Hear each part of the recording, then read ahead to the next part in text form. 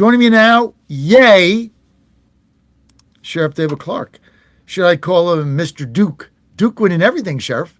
Before we get to politics here, Duke this, Duke that, Duke win the tournament, Duke getting to this, Duke's going to win it all. I mean, you got to be happy. They're beating everybody.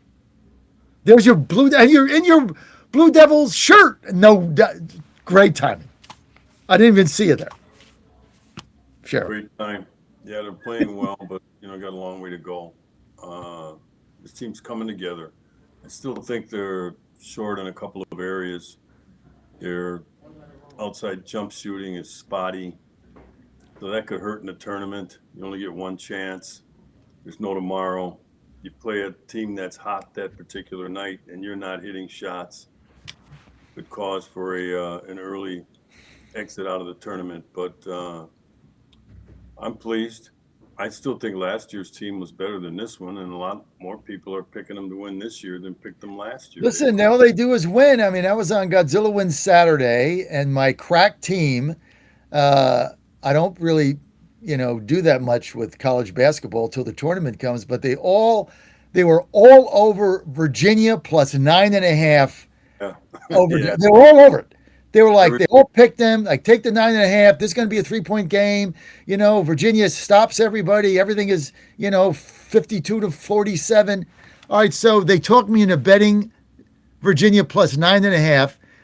I turned the game off in the middle of the first period. The first half, the game was over. They beat them by 29. It's like they killed Virginia. So, like, give me a break. I mean, this team they're just good, dude. I mean, I don't see anybody beating it. Arizona, maybe. I don't see anybody beating them. I really well, don't. I think any number of teams. I think Florida has to be in that discussion. You mentioned Arizona. There might be a couple more. Michigan, The you know, they're- Cougars. yeah. So, like I said, we got a long way to go. But next time, text me before you put in a foolish bet like that. That was stupid. They talked me into that because I don't bet college basketball until the playing games, right? I just don't because I don't have time. I bet hockey. So I had two hockey winners, so I was happy about that. And my team gives me Virginia plus 9.5 and Gonzaga minus 9.5 over St. Mary's. St. Mary's wins the whole game by 20. It's like I'm never taking their advice again. I lost two games by combined 50 points. Everybody was on Virginia. I don't know why. I mean, I looked Everybody. at that sheet. They averaged scoring 84 points a game. They scored 57 against Duke. They average out rebounding teams, and none of that happened. So Duke's defense it's suffocating. It's unbelievable, and It is. that attorney time is going to come in very good. Well, yeah. I mean, they're built. That's why people are picking them because that defense. They're really built right now to win that to win the tournament, to win the dance. That's why everybody's picking them. I'll tell you what, I'm not betting against them again. I don't care what it is. I mean, they are just unbelievable. So, enough said about that. We got baseball coming up, and a lot of people picking the Cubs to win the division. I kind of like that pick. I think they've one of the teams that really have improved themselves a lot with the acquisitions they made. I think their pitching's better than meets the eye. I don't see Milwaukee's magic again. I just don't see it. I mean, you can't every season give away your best players and then keep winning the division. I mean, eventually it eventually catches up with itself, right? Well, So I so don't see that.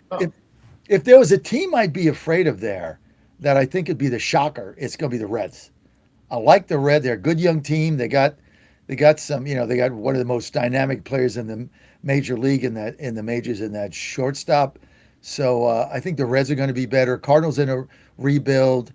Pittsburgh, if in order to win 87 games and make the wild card, they have to have a 16-game improvement. They haven't improved the team to win another 16 games. I don't see that. So I think you guys are in good shape. yeah, it's again April, May baseball.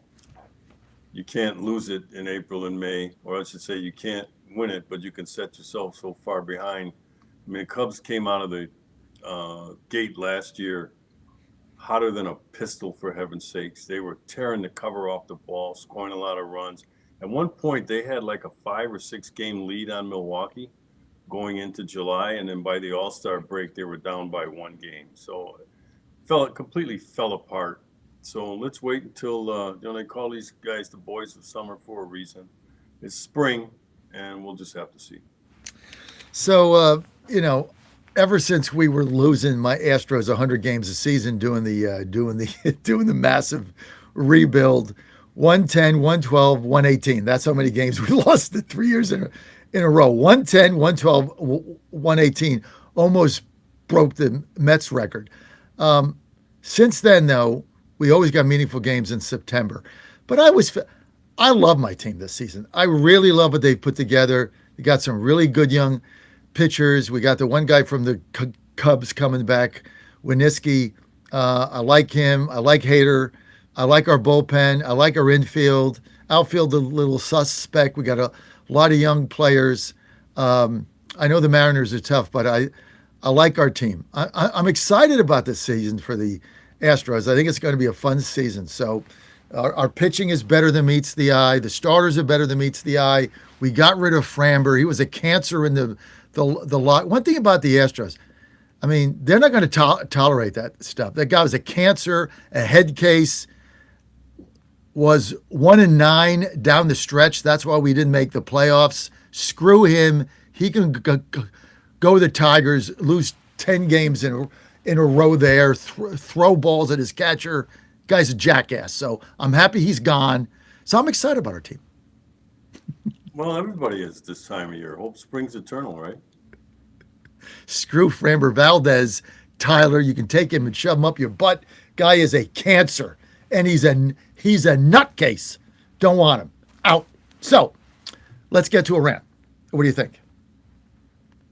It's early. War is tough, and but we got the right commander in chief. I have a lot of confidence in that. I think we have the right Secretary of War, Pete Hegseth. But it's always, especially the early days, are precarious. There's no doubt that the United States military is second to nobody in the entire world. But that doesn't mean that with what they're engaged in now, isn't isn't going to have some difficulties. I think 6 servicemen have been killed thus far. You always hate to hear that, but you got to know going in that there are going to be casualties on our side. You just hope to keep them to a minimum. But the air campaign, which the president indicated might take a couple weeks, you want air superiority. You want to control the skies and weaken some of the infrastructure, the ability to communicate, wipe out the communication systems, wipe out the airstrips, so on and so forth. And then once you establish air superiority, now you can go in and gut them, for heaven's sakes. But it's just going to take time. People have to be patient. And I wish these idiots on the left in Congress and also these protesters would back America for once. People's lives are on the line, service members, but that's what they sign up for. And the Democrats are already playing politics with this. I find that insufferable. What's the end game? Well, as the president indicated, the end game is Iran will not have nukes, and they will not continue to be a menace in that part of the Middle East. Their support they sponsor terror groups, Hezbollah, Hamas, the Muslim Brotherhood, ISIS. They sponsor all those groups. And he said that's not going to happen anymore. What he really wants is he wants Iran to come to the table with some serious deliberations. Okay, they do this all the time because they know, at least they knew in the past, America wasn't going to do anything. They weren't going to do anything under Clinton. They weren't going to do anything under George W. Bush. They weren't going to do anything under even in the first Trump administration, but he just got there, for heaven's sakes. But I'll tell you what, this guy, he says what he means, and he means what he says, and he gave him ample opportunity. He was trying to avoid war. The president doesn't like war. But it doesn't mean because you don't like war that you will never have to engage in it to accomplish your objectives in that region of the country. And when he told Iran and he told America, he spoke to the American people. He says, I'm going to give him a chance. He kept extending the deadline for a deal. He didn't want to do this, but at some point he realized, I'm going to have to. He had the courage to do it, and he went in, and so that's where we are today. Sheriff, would you have done that? Yes. Thank you. Let's get to. Notice I didn't hesitate. Yes. That's why I said thank you. Let's get to Minnesota, where Oversight Chairman House Comer has sent a strongly worded letter to Pam Bondi, say that tongue in cheek, but he wants to investigate the funding for the Minnesota mobs that were not organic, that were paid. All the signs were paid for. They had communications. He wants to know who paid for this because they were obstructing federal law enforcement operations. Will anything come of this? It's all theater. That's all it ever is in Washington. They hold hearings and they call for investigations, and nothing ever comes of it, for heaven's sake. So, no, this is just more of the same. I find it ridiculous that the United States Congress, that has oversight over federal money, that they didn't find this. They didn't know it. It took some reporter to blow the lid off this thing. Where was Congress? Where was Comer? Where were these other agencies? The Inspector General, where were they? Why weren't they watching our dollars, the billions, hundreds of billions of dollars that roll out to the states and nobody watches? That's why they were able to pull this up. It was very elaborate, but it was happening, in plain sight. But no, this is just, it's all theatrics, and it's really a waste of time. It's a waste of the American people's time. I'm not saying people shouldn't be held accountable, but they won't be. You said, you said,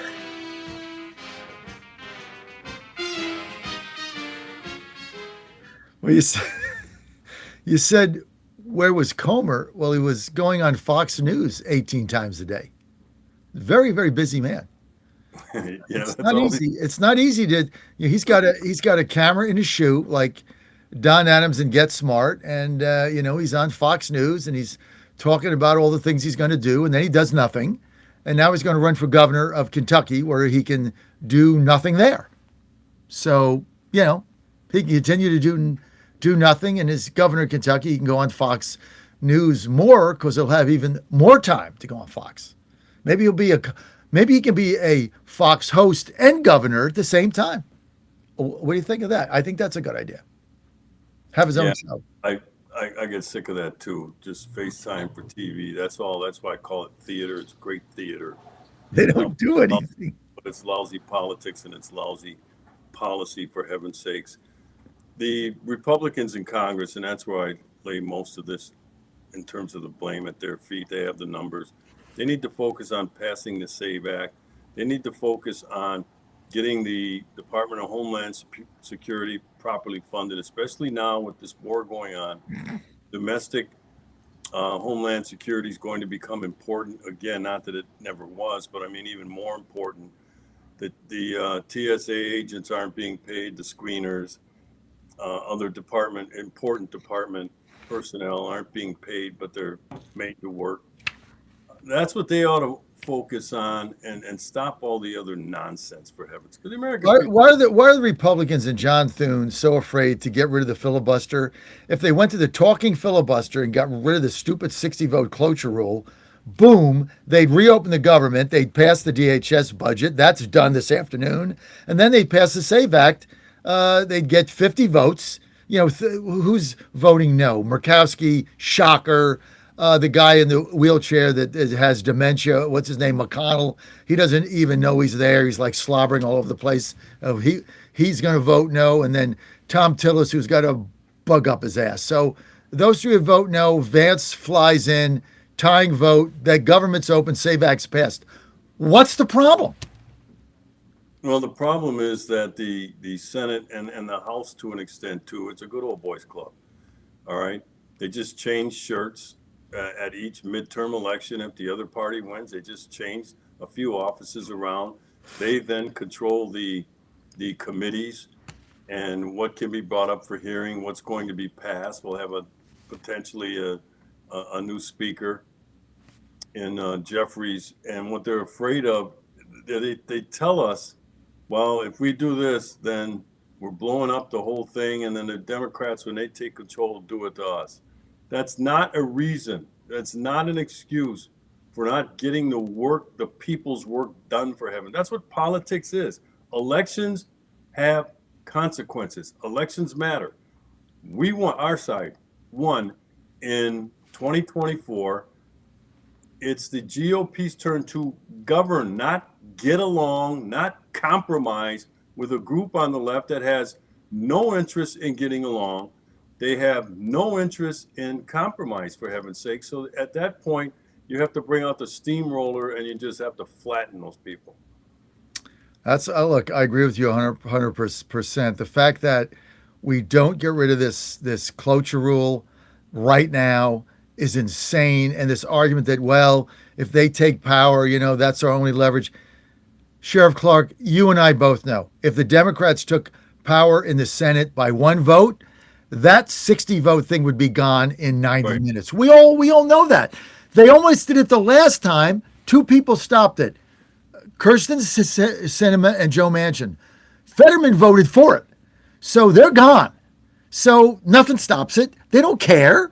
But, we got Thune running around talking about tradition. I mean, these people are just, it's infuriating that both of these things can get solved today if they had the balls to just get rid of this thing, get the votes, get rid of it, vote for the SAVE Act, done. Vote for opening up the DHS, done. They could do the whole thing in an hour and a half. It's unbelievable to me.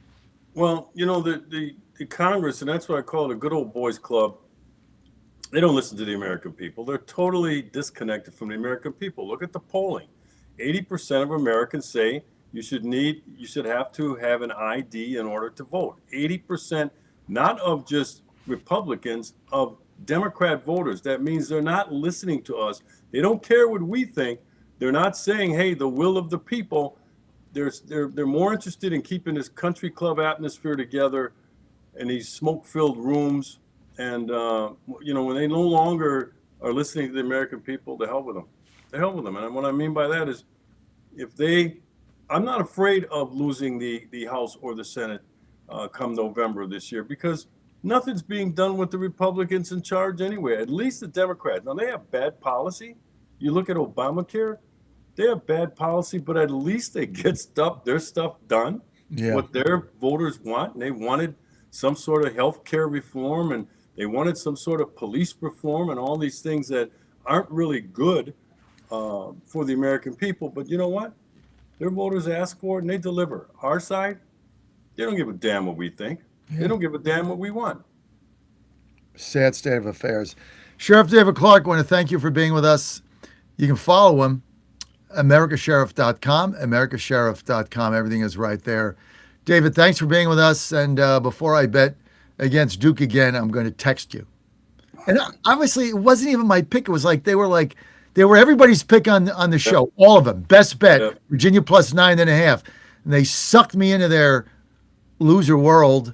And good thing my hockey bets bailed me out Saturday. Had two more winners last night in hockey. By the way, you want to get my hockey bet? I'm on fire as always on hockey. That's my thing. Just go to GodzillaWins.com, GodzillaWins.com. You find it right there. Sheriff, thanks for being with us today as always. Go Blue Devils. Astros Cubs World Series 2026. It's coming. It's coming, Sheriff. I'm telling you. Astros Cubs. You're going to take me to Wrigley. I'm going to take you to Texas. Astros Cubs 26. I can feel it. It's going to be the world. It's going to be epic. Can't wait. See you, Sheriff. We'll see. Peter Schweitzer next.